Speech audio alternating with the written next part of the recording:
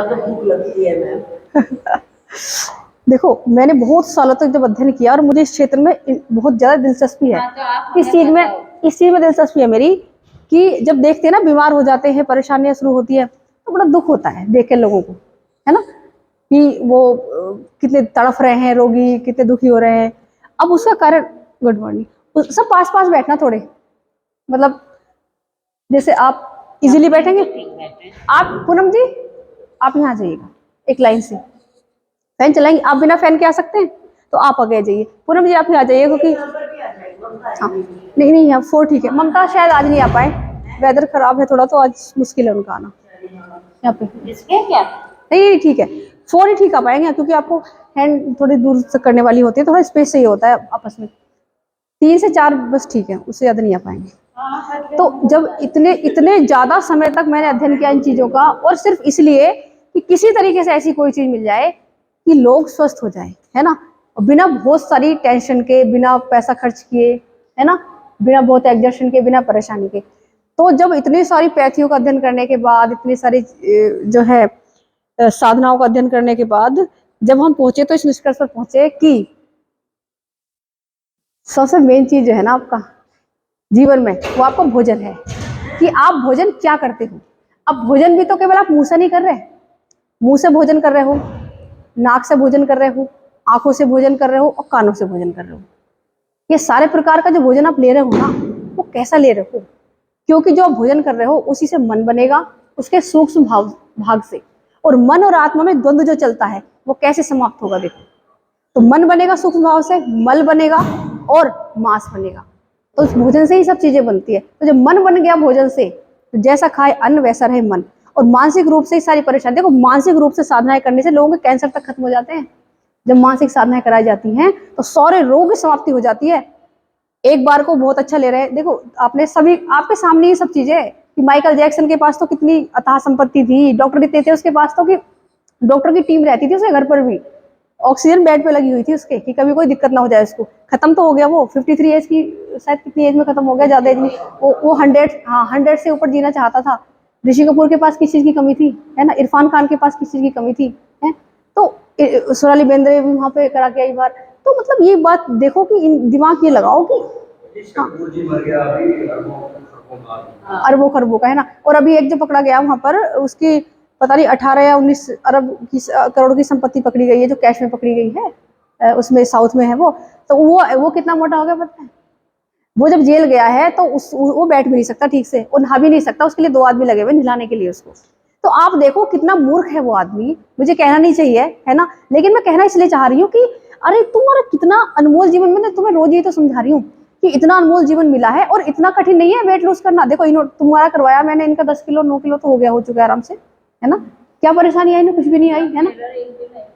वो इस प्रीति जी इसलिए नहीं हो रहा, बताऊं, देखो ऐसे करके ऐसे हो जाओगे बिल्कुल, अगर आप रूल फॉलो कर लो ना जो मैं बता रही हूँ। और बड़े आसान है, यहाँ से बदलना पड़ेगा, लेकिन पहले जब तक यहाँ से नहीं बदलोगे, यहाँ से बदल नहीं सकते, कोई कोई मतलब ही नहीं है बदल जाओ, फिर वैसे हो जाओगे। देखा नहीं कितनों का पहले वेट ये था, कम कर लिया, फिर यहीं आ गए। आते कि नहीं आते, 10-20 साल लग जाते हैं लोगों को, 1 किलो वजन कम नहीं होता लोगों का। कम होगा फिर वापस नहीं आ जाएगा, क्योंकि यहाँ से नहीं बदल लेना। देखो जब तक जड़ मजबूत नहीं होने की ना, पत्ते तो गिर के फिर दोबारा आएंगे ना। पत्तों कब तक स्प्रे करते रहोगे। तो मेन चीज वो है कि आप क्या ले रहे हो, 24 घंटे में आप कर क्या रहे हो, वो सब चीजें बहुत जरूरी हैं। ठीक है, अगर आप खूब वर्कआउट कर रहे हो लेकिन खाने में गलत चीजें ले रहे हो, जैसे मान लो मैदा ले रहे हो बहुत ज्यादा, तो मशीन जो है ना आपकी प्राकृतिक बनी हुई है, आप सभी जानते हो, मतलब प्राकृतिक मशीन बनी हुई है, उसमें अप्राकृतिक चीज डालते रहोगे तो रोग तो उत्पन्न होंगे। 4 किलो तो मेरा एकदम से कम हुआ है 2 महीने। 4 किलो आपका चला गया, आपका भी जाएगा। 9 आपका गया है ना, नहीं जाएगा, लेकिन फॉलो करनी पड़ेगी डाइट। हाँ, फॉलो करने से जाएगा। जो मैंने इनको डाइट चार्ट, मैंने पहले क्लास में शुरू से डाइट चार्ट बताती आ रही थी, लेकिन मैंने देखा जो सीरियस है वो फॉलो कर रहे हैं, जो सीरियस नहीं थे उन्होंने फॉलो करना नहीं किया, तो मैंने डाइट चार्ट देना ही बंद कर दिया। फिर यहाँ पर मैंने सबको डाइट चार्ट प्रोवाइड कराए थे यहाँ से फ्री ऑफ कॉस्ट। मैंने एक बिना किसी कॉस्ट के, जो ऑनलाइन जो बता रहे हैं 10,000 में, वो उनसे बेटर, उनसे वो जीरो है उसके सामने जो मैंने आप लोगों को डाइट चार्ट दिए थे।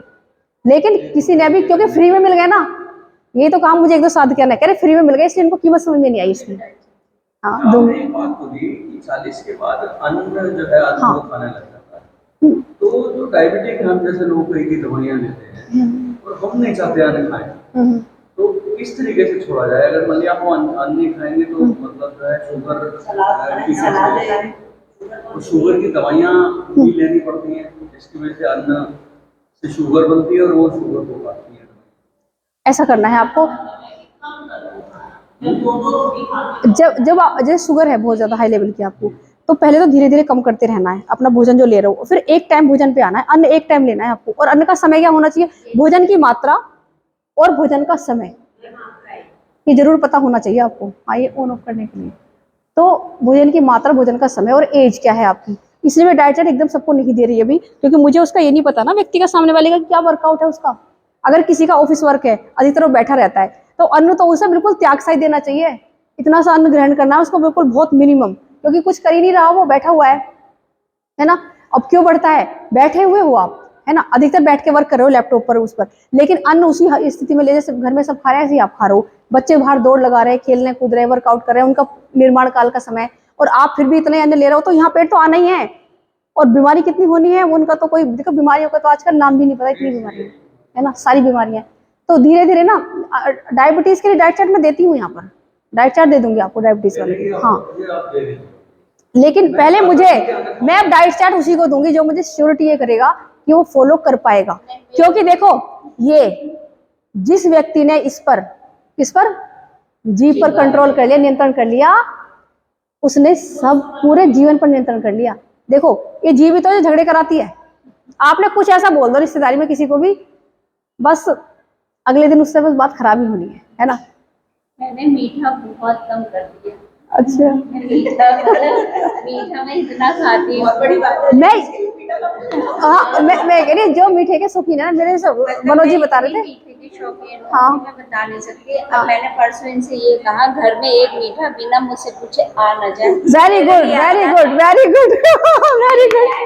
जलेबी परसों मैंने छूऊंगी नहीं, मैं छूऊंगी अरे एक तो खा ले। नहीं, very good, very good, appreciable है, एप्रिशिएबल है, ना बहुत ये अच्छी बात मीठा है। छूते हैं ना बेटा खाता है मीठा, सिर्फ मेरे लिए आता है। अरे वाह, मैं कह रही हूँ अगर किसी को मीठे का शौक है ना, क्यों मारते हो शौक को, मत मारो, नेचुरल मीठा खा लो ना, मतलब बाहर का मत खाओ, नेचुरल मीठा। मैं अभी आज ही डालूंगी, खजूर खा लेती हूँ। खाओ, हाँ, घर के लड्डू बना के खाओ। मैंने कल ही रागी की मिठाई बनाई है, मैं रेसिपी डाल दूंगी, ऐसी बना के खाओ, उससे कोई वेट भी नहीं बढ़ता। देसी गुड़ से बना के खाओ, कुछ वेट नहीं बढ़ेगा आपका। किशमिश खाओ, मुनक्का खाओ, खूब खाओ जम के, है ना। जैसे व्रत रहता है ना, मीठा खाने का मन हाँ, करता है, आप मैं किशमिश और हाँ जी, डेट्स नहीं हम नहीं खाते, कभी रेयर सामाजिक जीवन है तो करना पड़ता है। हाँ, बिल्कुल। और घर पर बनाओ ना सब मीठा ऐसा। मैं तो बच्चों के लिए भी चाहे 4 घंटे 5 घंटे खड़े होकर, मतलब कढ़ाई चलानी पड़े गैस पे, तो कभी बनाना भी है ना, तो दूध आज 4 5 8 9 किलो दूध मंगा लिया और कढ़ाई चढ़ाई, इसमें बनाया दूध। कभी अगर मिठाई बनानी है खोए की भी, तो घर पे बनाते, हम नहीं लाते कभी बाहर का, नेवर, कभी भी। तो ये सब चीजें तो करनी पड़ेंगी, या तो बाद में बाईपास करा लो भाई पैसा खर्च करके, या शुरू में थोड़ी सी चहलकदमी कर लो, थोड़ी मेहनत इनमें कर लो। एक बार की मेहनत तो करनी पड़ेगी, बाद की मेहनत बहुत दुख देगी। बाईपास कराने की दिक्कत नहीं है, जो पलंग पर पड़कर चिल्लाना है ना कि हमारा ये काम बहुत प्रॉब्लम है। बाईपास तो हो ही जाएगी। देखो इसमें क्या है, अगर आप आटा गेहूं मंगा लो, आटा खुद पिसवा के लाओ और मोटा आटा पिसवा के लाओ। अब की जो भाग दौड़ होगी ना छोटी छोटी, इसमें तो फिर भी मजा आएगा, स्वस्थ हो स्वस्थ रहोगे। लेकिन जो ये मार्केट का आटा लाकर खा रहे हो ना, और फिर जो प्रॉब्लम आगे आएंगी, उसमें एक तो शरीर दुखी रहेगा, बहुत दुख मिलेगा, ऊपर से पैसा भी खर्च होगा। तो दो चीजों का छानते नहीं है। हाँ सही है, मोटा आटा लो, है ना। और बिल्कुल ये अच्छी बात है। तो खाने पीने का विशेष ध्यान रखना है।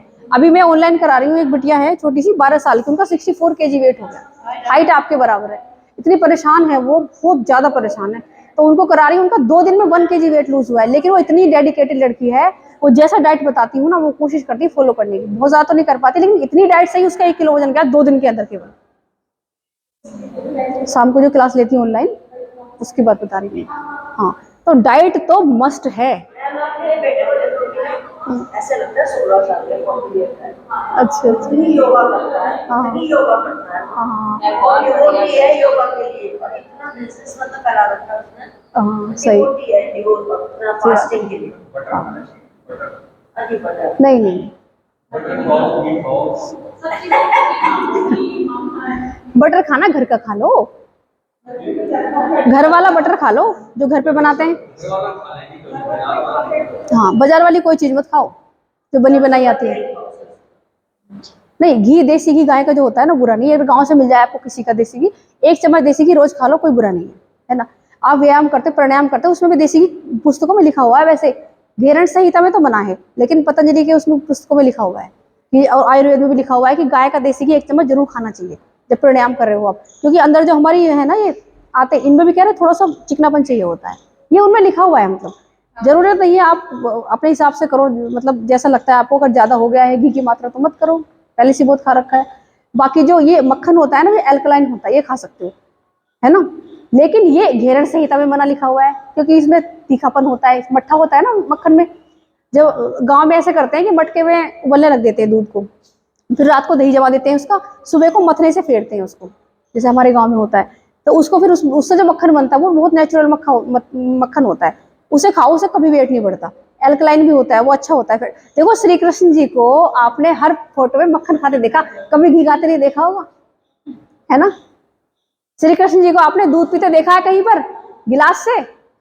नहीं देखा होगा। श्री कृष्ण जी को हमेशा गाय के थनों से डायरेक्ट दूध पीते देखा है। वो तो बहुत बढ़िया होता है, लेकिन उसे धारोष्ण दूध कहते हैं। अगर दूध पियो तो ऐसा ही पियो जो डायरेक्ट थनों से निकल के नीचे बिना रखा हुआ हो, उसे धारोष्ण दूध कहते हैं। उबल के तो सभी कुछ खत्म हो जाता है उसका।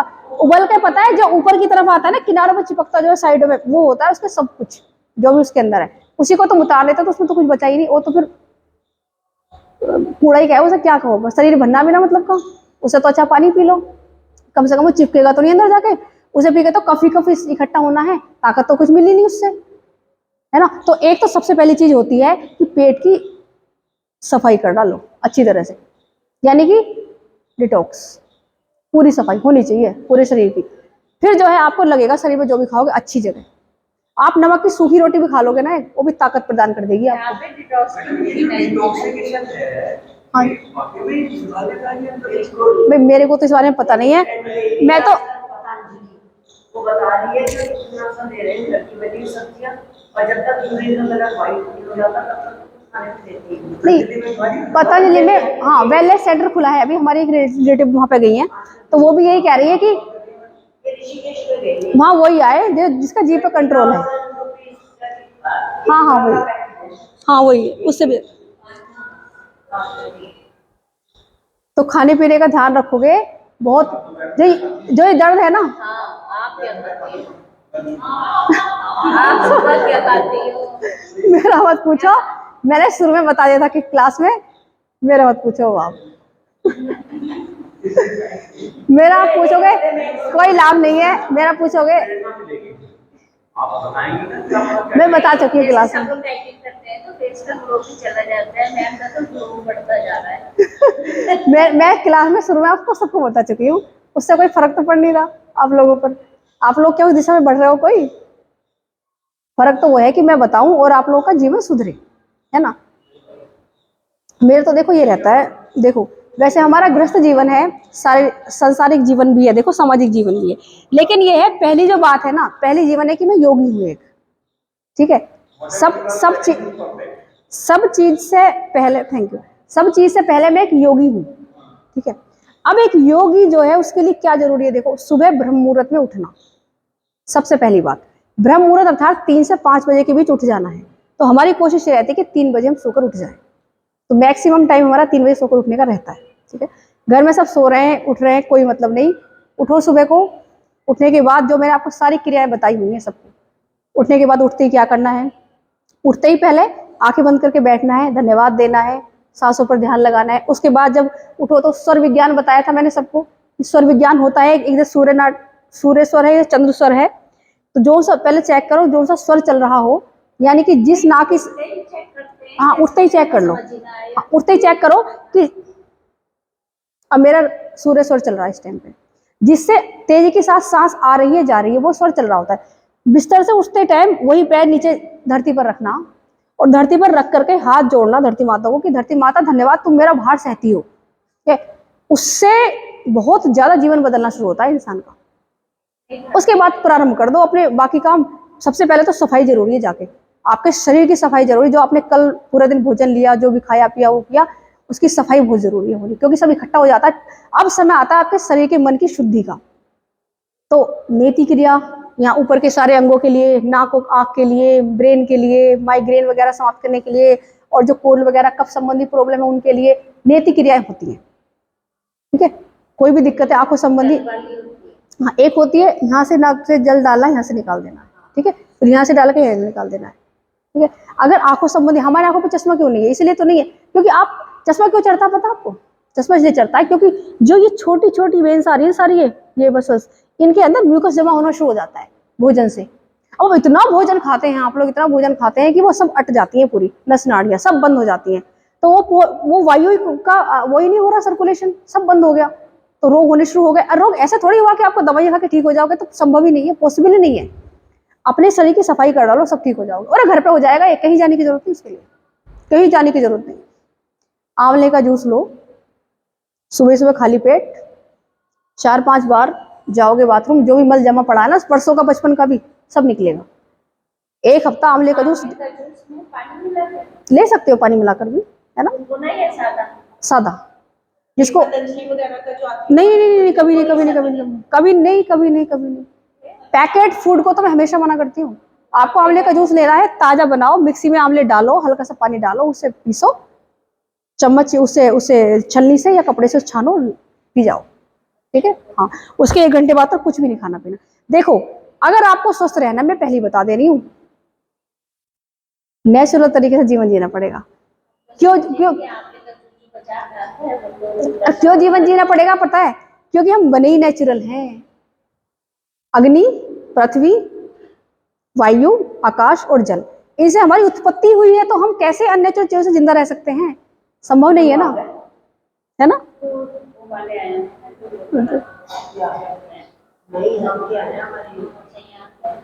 अब देखिए, आप देख रहे हो सामने, अब सामने देख रहे हो शरीर का क्या हाल मतलब बना रखा है लोगों ने अपने, है ना। जाके देखो बाहर आप डॉक्टरों के यहाँ या नेचुरोपैथी सेंटरों में, ये ठीक थोड़ी ना हो जाएंगे कहीं जाकर के। ब्रेकफास्ट में मोस्टली मतलब 99% जो रहता है वो, जैसे मैंने आपको बताया था 3 समय होते हैं उसमें पूरे दिन के अंदर। पहला समय है सुबह 3 बजे से लेकर 12 बजे तक का समय होता है शरीर की शुद्धि का, शरीर की सफाई करो पूरी। अगर पेट साफ नहीं हो रहा तो एनिमा ले लो, एनिमा गुनगुने पानी का लो, और कभी कभी लेना है तो ठीक है। जिनको डायबिटीज है वो पानी के अंदर हल्का सा नींबू का रस मिला लो, और शुरू में ले रहे हो तो केवल 100 ग्राम पानी का लो। क्यों भगे फिरते हो चारों तरफ कहीं पर भी। एनिमा पोट लाओ, एनिमा करना सीखो, घर पे करो बैठ के आराम से, लेट के अच्छा होता है, लेटो, एक पैर ऐसे करके दूसरा पैर ऐसे किया, एनिमा कर लिया आपने, तो 5 मिनट घूमे फिरे, पेट हो गया, सारी सफाई हो जाएगी, ठीक है। ये कर लिया, शुद्धि हो गई। फिर नहाए धोए, स्नान किया, अपना घर की साफ सफाई जो करनी थी वो कर दी, शरीर की सफाई हो गई। उसके बाद अपने मेडिटेशन, पूजा पाठ, साधना, त्राटक, जो भी, मैं अभी त्राटक पे कल वीडियो डाली है मैंने। त्राटक से तो आंखों की रोशनी इतनी ज्यादा बढ़ जाती है, और बच्चों के लिए बहुत ही जरूरी है। जैसे आपके बच्चे भी पढ़ते हैं, बताइए, आपके बच्चे भी स्टूडेंट हैं, आपके तो बड़े हो गए, जिनके बच्चे है ना स्टूडेंट जो पढ़ रहे हैं, उनके लिए बहुत जरूरी है त्राटक। देखो, ब्लैक, सबसे पहले ब्लैक स्पॉट वाले शुरू करना है, इतना बड़ा होकर के, हाँ बिंदु वाला ही करना है पहले। और बच्चों, क्योंकि बच्चे छोटे होते हैं, उनको ध्यान समझ में नहीं आता है ना इतनी आसानी से, और ना ही ध्यान वो कर पाते हैं, तो उनके लिए त्राटक सबसे अच्छा, और ध्यान में धीरे धीरे चले जाते हैं फिर वो जीवन जीने के लिए तैयार है बच्चे। एक बार बच्चे को आदत पड़ गई ना इन चीजों की, तो बच्चा फिर आपको चिंता नहीं, बच्चा सही रास्ते पर ही रहेगा हमेशा, प्रॉब्लम नहीं आएगी, मतलब लाइफ में प्रॉब्लम आएगी तो यूं चली जाएगी, वरना छोटी छोटी प्रॉब्लम से बच्चे कितने, देखा कितनी जल्द डिप्रेस हो जाते हैं।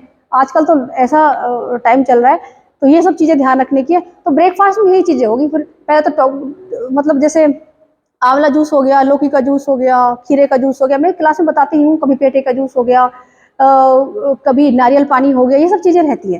पहले हम पत्ते बताए थे मैंने आपको सुबह में, फिर इन सब चीजों के बाद पत्ते स्टार्ट किए थे। 3 महीने पत्ते लेने के बाद फिर उसे चेंज करना है। फिर अब जो है, अब जैसे मौसम चेंज हो रहा है तो हम अदरक डालते हैं मुंह के अंदर, थोड़ा सा अदरक डाल लेती हूँ टुकड़ा। मैं यहाँ भी आती तो मैं अदरक की, पहले मैं पत्ते डाल के आती थी मुंह में, आपको दिखाया भी था कई बार कि मेरे मुंह में पत्ते इस टाइम। अब जो अदरक का टुकड़ा आज तो मैंने नहीं डाला, मोस्टली डाल के आती हूँ छोटा सा अदरक का टुकड़ा। तो अभी मौसम जैसे चेंज भी हो रहा है, तो आपको जैसे भी थोड़ी थोड़ी चीजें, जैसे पहले आप कुछ और खा रहे थे, अब चेंज करना है आपको, मौसम के अकॉर्डिंग खाना चेंज करना पड़ेगा। वैसे लौकी का जूस पी रहे थे साहब, अब मौसम जैसे ठंडा होगा तो थोड़ा सा और दूसरे जूस पीना शुरू करना, जैसे गाजर का पी लिया। वैसे जूस सभी ठंडे होते हैं, लेकिन आपके शरीर पर कोई बुरा प्रभाव नहीं पड़ेगा उनका।